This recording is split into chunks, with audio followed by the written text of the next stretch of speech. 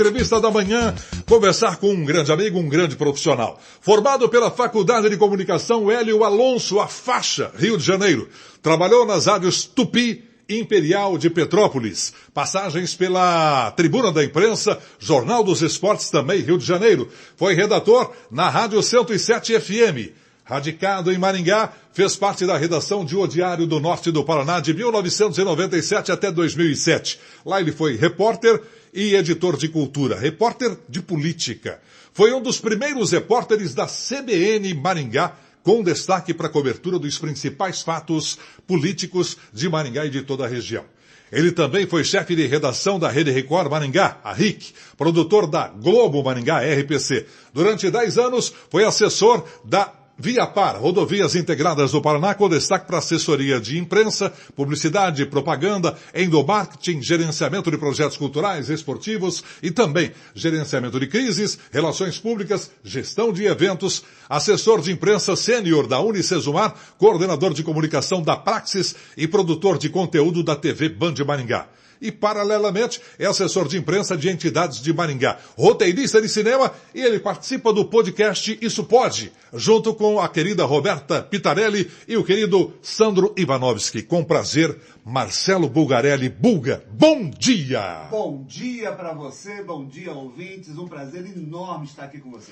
Prazer é todo meu, afinal de contas, que conteúdo maravilhoso de trabalho, Marcelo. Me conta, lá no Rio de Janeiro é a tua base, é por isso que torce tanto pro Botafogo? Então é isso, o Botafogo me escolheu e eu tô com ele até hoje, né? Só que é engraçado, né? Porque é muito botafoguense lá no Rio. Aqui é muito raro você encontrar os botafoguenses. Nós somos 50 e poucos aqui. A gente se reúne. Amanhã, quarta-feira, a gente vai se reunir para acompanhar o jogo contra o Palmeiras. Estamos escolhendo um bar aqui em Maringá ainda para ver qual deles que a gente vai fazer a nossa reunião. Mas somos mais de 2 combis, viu? Marcelo, você se formou no Rio de Janeiro e lá você trabalhou Rádio Tupi. A Rádio Tupi foi meu estágio, sabe? Eu tive um estágio no Jornal do Comércio, com o Jornal de Economia, e no mesmo prédio era a Rádio Tupi, mesmo dono, né?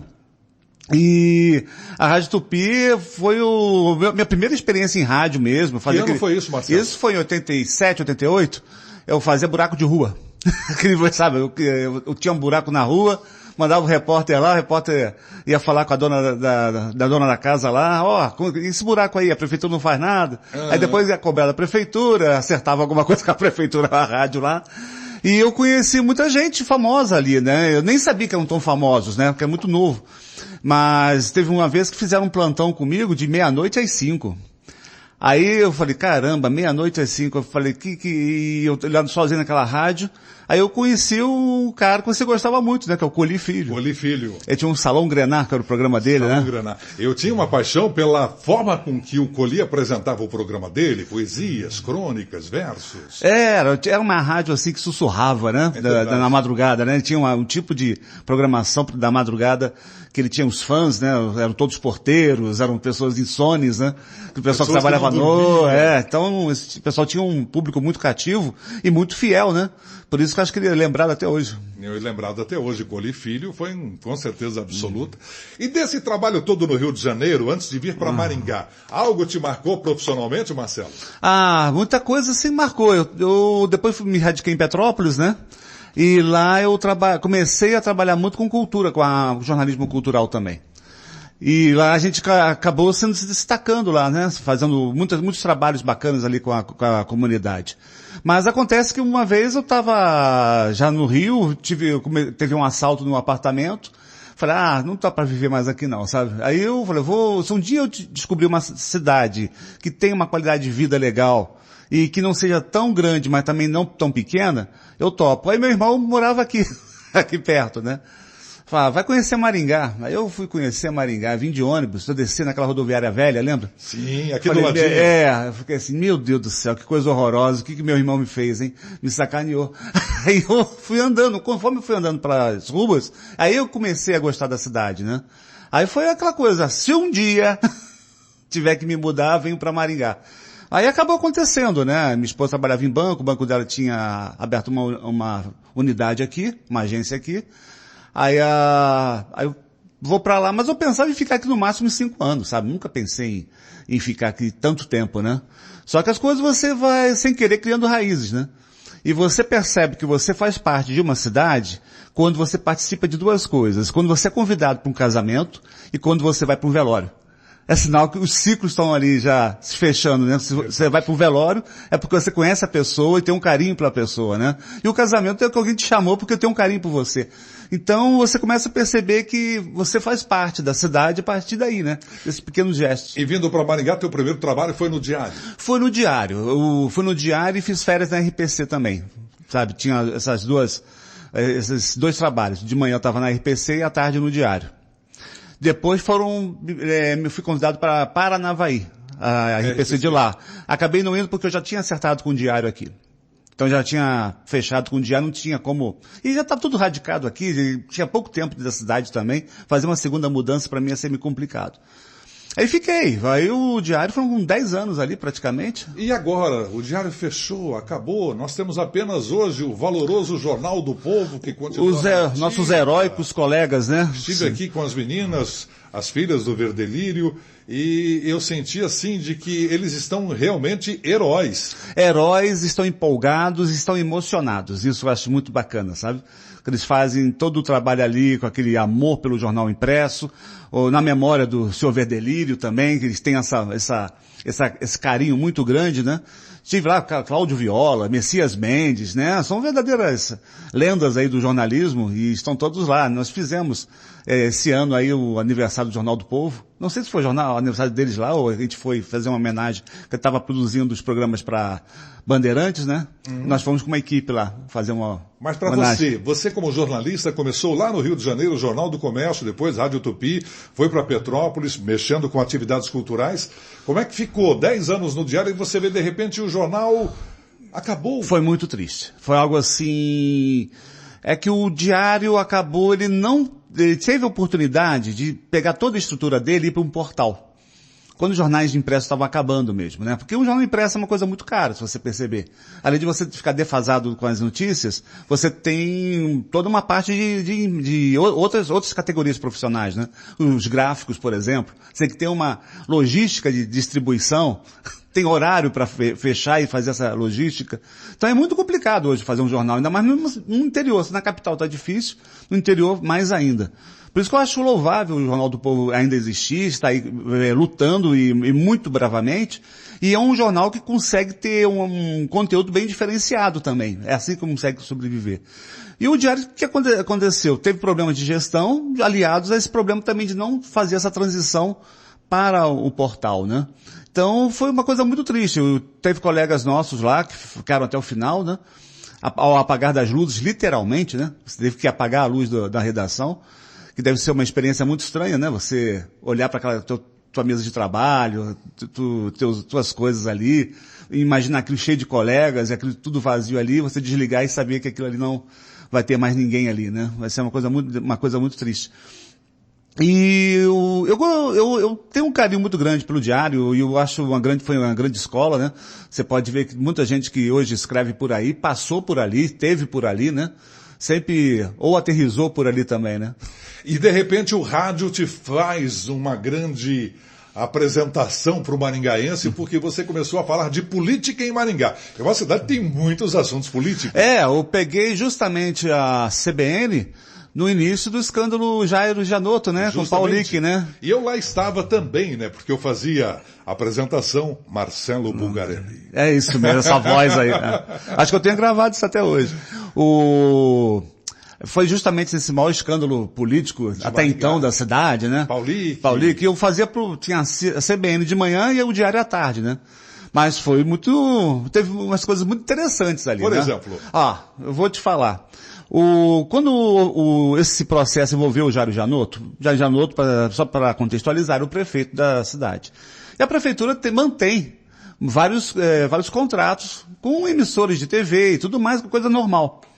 Só que o Ministério Público já estava investigando aí a participação de alguns veículos não sei, no esquema aí do Janotto, alguma coisa assim. E ao mesmo tempo nós queríamos sabíamos que tinha o problema da corrupção, só que a direção do jornal não queria que a gente publicasse nada. Mas nisso, nós tínhamos um grande concorrente na época, que era o Jornal Hoje. Lembra do Jornal Hoje? Lembro. Chico. Chico, o Jornal Hoje estava começando ali. O próprio Henry Júnior, que depois ia trabalhar no Diário, ele era o grande fotógrafo ali. Tinha, vários jornalistas ali. Da São Paulo com a Novembro, né? 15, né? O Rigon também. Rigon. É difícil Petrópolis, pra você ter uma ideia. Isso. Coincidência. Aí o Hoje sabia que o Diário não ia publicar nada, ele deitou. Deitou, né? Só que aí, um dia, eu cheguei da redação, sentei no teclado, sentei na frente do teclado e vi uma toalhinha de rosto, pequenininha. Pensei, se é alguma coisa que o marketing fez, sobrou essas toalhinhas aí de algum evento e deu aqui para a redação. Quando eu olho assim, tinha um papelzinho de um dragão enorme, escrito Diário, e um dragãozinho pequeno, escrito Hoje, dando banho nesse dragão grande, né? Embaixo assim, essa toalha é para você se enxugar do banho que estamos levando da concorrência. Aquilo deu uma revolta na redação. O pessoal ficou pé da vida. Mas quem é que fez esse desenho? Lá em cima. Eu te falo lá em cima, a gente fala a direção, né? Aí eu vou, que é isso? Pô, a gente não deu nada porque não deixaram a gente dar, né? Aí todo mundo ganhou toalhinha, todo mundo. Aí chegou o Edson Lima, que era o editor-chefe na época. Edson Lima. O Edson, eu não, isso que estão falando com vocês é uma humilhação, eu não aceito essas coisas. Aí chegou o RH e falou, ó, tem uma toalhinha pra você também aqui. Aí nós ficamos revoltados, todo mundo fez uma montanha de toalhinha e mandamos de volta lá pra direção, né? A pessoa ficou pé da vida, né? Pelo que eu não guardei, eu devia ter guardado aquela desenhozinho do dragãozinho. Seria histórica. Seria histórica, né? Mas foram coisas assim, né? Que o Diário é um jornal tão importante que com seus erros e acertos, ele era muito importante para a cidade. E ficam essas histórias também, né? Muito, assim, de bastidores, né? Que hoje elas são públicas, né? Que são são gostosas até de contar para você ver como é que era o clima na época, né? Muito tenso, né? Agora, a avaliação que você faz, Marcelo Bulgarelli, do rádio para o jornal, como é que você sentiu essa diferenciação do imediatismo do rádio e o jornal? Você tinha mais tempo para fazer um texto, para observar se havia ou não erros, e o rádio com aquele imediatismo. Olha, o rádio, eu falo que é muito dinâmico, né? Cheguei a fazer um boletim da minha cama, né? Acordei, me preparei, fiz o boletim para a rádio e voltei a dormir. Em outro lugar você consegue fazer isso, né? Mas o rádio te dá essa dinâmica, né? Te dá o improviso, te dá totalmente essa espontaneidade e esse ter que improvisar em cima, né? Muitas situações que acontecem com você tem que fingir que não está acontecendo ou rir da própria situação, que às vezes a melhor coisa que você pode fazer é se você cair, escorregar e cair, você tem que rir um pouco da situação, porque se você levar a sério fica pior, né? Você fez jornal, rádio e televisão. Destes 3 veículos que continuam sendo importantes para o brasileiro, apesar de que o jornal diminuiu muito as edições, mas grande parte deles estão com portais. Eu estou no portal agora, né? Então pelo portal você consegue ter muita informação, como se é o teu jornal impresso ali no portal. Qual a avaliação que você faz dos 3, Marcelo? Eu estou no Portfólio, um portal novo aqui da cidade, estamos com quase 2 meses aqui. Portfólio? Portfólio.com. Eu, Walter Telly, o Michael Silva, que trabalhou com a gente, foi da família Silva, lá do O Diário, e é um jornal feito para assinatura, feito muito para classe empresarial, para político, que ele só tem notícias inéditas. E essas inéditas são justamente porque não temos concorrência nesse caso. E é um jornal por assinatura também, né? Então é o primeiro por assinatura, o primeiro portal por assinatura aqui da cidade. Portfólio.com.br. Então é um jornal, um mural, um portal, um portal de assinatura, a pessoa assina as informações. E você pode acessar agora, você tem direito a 3 matérias lá, só depois que vamos te convidar para assinatura, para você ter uma ideia, para você ver que tipo de material que nós estamos colocando ali. E são matérias focadas na economia, e não é uma economia assim só dura, não. Tem algumas lojas que vão ser instaladas em Maringá, que todo mundo fica curioso em saber, né? Tem uma pizzaria que vai sair, eu vou ver se eu faço a matéria hoje, que amanhã vocês vão poder acompanhar essa pizzaria que vai vir aqui na cidade, uma pizzaria diferente. Não é aquela tipo Camboriú, não, né? Oi, qual é? Não, essa é coisa boa. Não, aqui em Camboriú tem uma pizzaria que atende um monte de... Já existe algo aqui parecido em Maringá? É um monte de piratas te atendendo, eles vão fazendo malabarismo. Não, essa aí não, essa é uma pizzaria mais assim tradicional.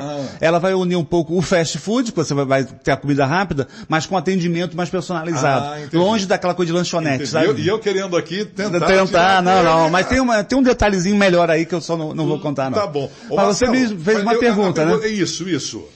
Rádio, TV e jornal. O que eu prefiro? Qual deles te melhorou profissionalmente? O jornal impresso melhora muito por causa do texto, né? E a sua imaginação ali na hora, sabe? Pra você criar as coisas, né? Você é muito sozinho no jornal.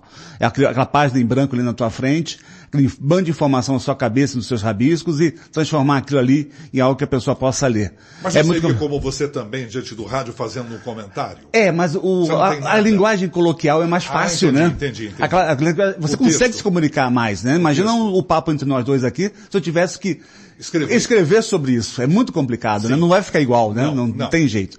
Então, eu gosto, o rádio para mim é essa liberdade, o jornal impresso, ele me deu o texto, e a televisão me deu equipe. A televisão, o mais fascinante da televisão é trabalhar em equipe. Você não é nada sozinho ali. Você tem uma equipe. Não é o repórter que está lá, nem o cinegrafista. Tem muita gente atrás daquela produção ali. E eu fiz muito tempo produção para TV, né? Então, eu me orgulho muito disso. Tive agora recentemente na Band, fez um trabalho com o pessoal lá muito bacana, a gente conseguiu resgatar muitas coisas, né? Infelizmente, hoje a tendência é o policial, né?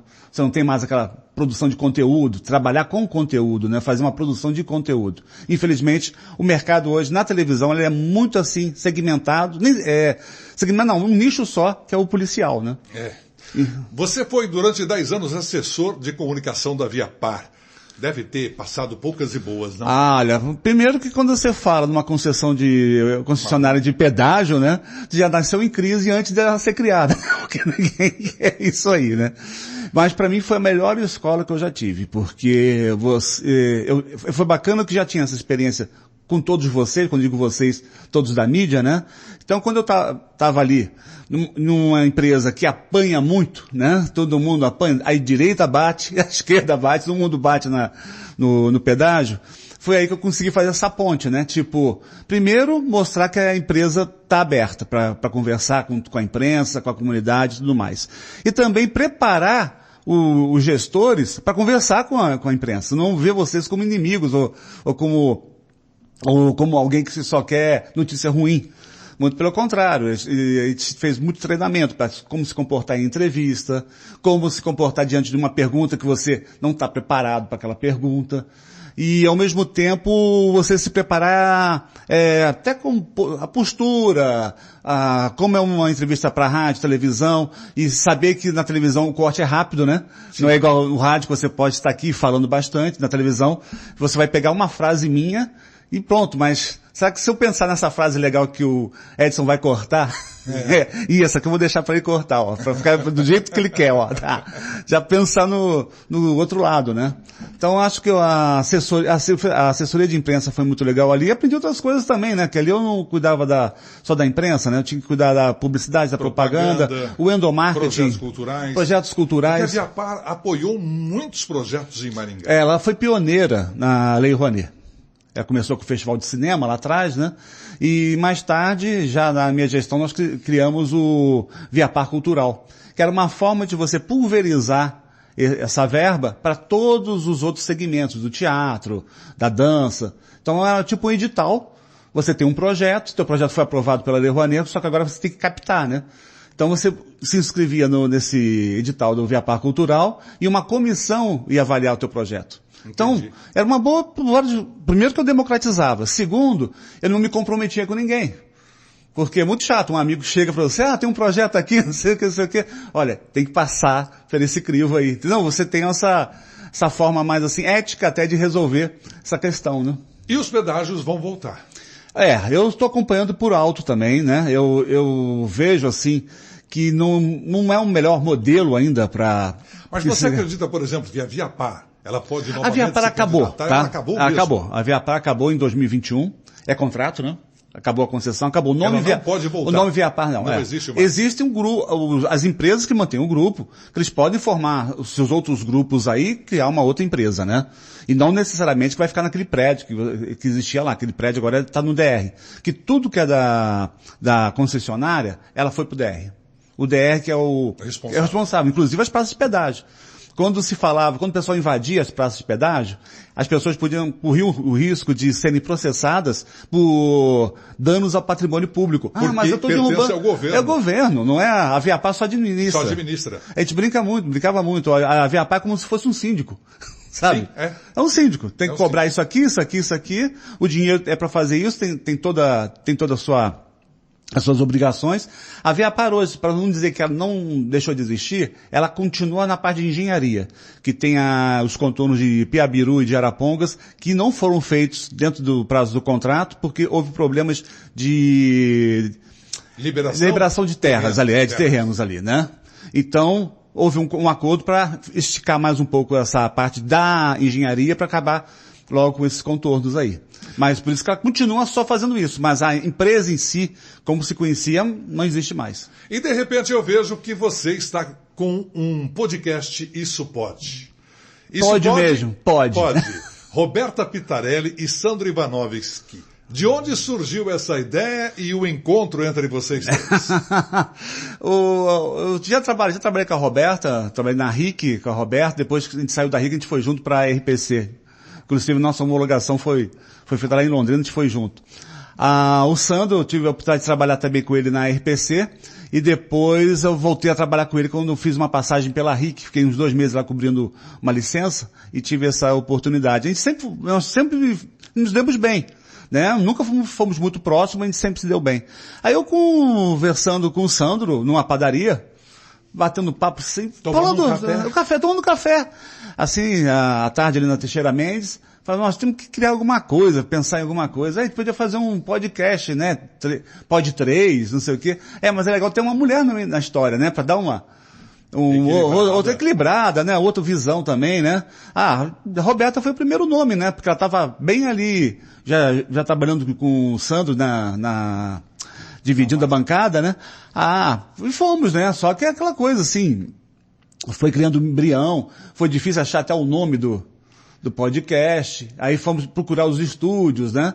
E tá indo, nós estamos ainda tivemos 4, estamos no 5º capítulo agora, né? O 5º episódio. O 6º vai agora, esse sábado agora. Ele sempre estreia no YouTube às 10 horas da manhã. Todo sábado tem um episódio novo. E vocês buscam nesse podcast lá no YouTube, youtube.com/Isso Pode. Isso Pode Podcast. Isso Pode Podcast. O Pode é POD. E como é que surgem os papos, os convidados? Nós vamos fazendo uma reunião quase que diária, né? Pelo WhatsApp, né? Olha, eu tenho isso, o que vocês acham? Eu conheço isso, o que vocês acham, né? E a gente percebe que, lógico, os temas nacionais, a crise tem uma visibilidade muito grande, né? Sim. Nós estivemos agora, recentemente, com o Maurício Atílio, ele que ensina você a como viajar de graça, acumulando milhas. Eu vi. Então, isso aí bombou realmente. Teve o primeiro episódio também, que foi sobre emagrecimento. Isso atrai muitas mulheres, principalmente, né? Então, a gente vê que os temas nacionais são muito mais, assim, assimilados, né? Mas tem temas locais que também chamam a atenção. Nós tivemos aqui o Zé do ML. O Zé do ML, que é um personagem, um figuraço, né? E ele, quando explodiram os podcasts, era um dos mais convidados. Dos convidados, ele tem uma história. Podcast, porque, primeiro de que ele é um personagem, né? Ele contando... Morreu fulano, você chega lá, tá o carro do IML, você já vê ele com uma capa grandona, chapéu, Zé. Mas e bacana que ele se emocionou com a gente, sabe? E tivemos o Wesley e o Marlon, que um casal homoafetivo que adotou 2 crianças em Sarandi. Então eles explicaram tintim por tintim como é o processo de adoção, que muitas pessoas também devem estar nessa situação querendo adotar e não sabem como é que é esse processo, como é que ele é demorado e quais são os tipos de entrevistas que são feitas, né? Isso aí foi muito bom e foi emocionante também. Houve muito choro também. O podcast ri muito, mas também tem muitas lágrimas. Marcelo, o nosso tempo está chegando ao final, é ruim, né? É ruim, passa rápido. Jô, né? Me fala uma coisa, esse tempo todo, você que veio do Rio de Janeiro para cá, já há alguns anos que você está aqui em Maringá, ao lado da sua patroa, eu vejo que você curte muito a noite maringaense. Eu vejo você em muitos eventos, sempre acompanhado dos amigos que fazem a noite maringaense, né? Amigos é o que não falta a você. Qual é o apanhado que você faz hoje, jornalisticamente falando, quase que de forma poética sobre Maringá? Com seus acertos, com seus erros, como é que você vê? A melhor cidade para se morar. Aí, como é que você vê Maringá hoje? Eu não sei se é a melhor cidade para se morar. O importante é que eu sou feliz aqui.